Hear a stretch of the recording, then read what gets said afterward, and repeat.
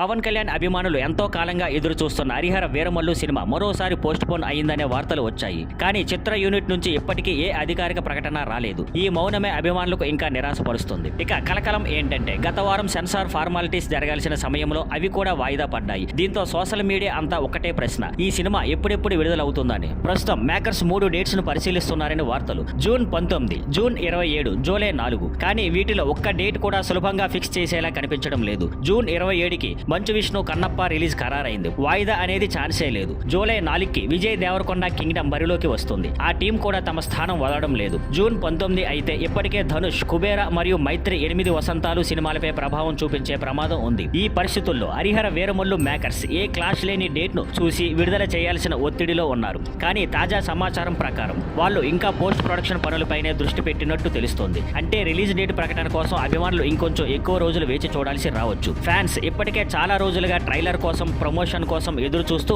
నిరుత్సాహంగా ఫీల్ అవుతున్నారు. ఈ సినిమా వేసవిలో థియేటర్లలో రావాలన్న ఆశ ఉండగా ఆ ఆశ కూడా ఇప్పటికీ నెరవేరలేదు. జ్ఞాపకంగా ఉంచుకోవాలి, హరిహర వీరమల్లు సినిమా ఒక భారీ pan India periodic action adventure. మొదట కృష్ణ జాగలమూడి దర్శకత్వంలో ప్రారంభమై తర్వాత జ్యోతి కృష్ణ ద్వారా పూర్తయింది. హీరోయిన్ గా నిధి అగర్వాల్ నటించగా సంగీతాన్ని ఎంఎం కీరవాణి అందించారు. నిర్మాతలు ఏఎం రత్నం సమర్పణలో ఏ దయాకర్ రావు నిర్మించారు. ఇంకా ఈ సినిమా థియేటర్లో ఎప్పుడొస్తుందో తెలియదు. కానీ అభిమానులు ఆశలు నెరవేరేలా ఒక స్పష్టమైన ప్రకటనను మేకర్స్ త్వరలో ఇవ్వాలనుకుంటున్నారు.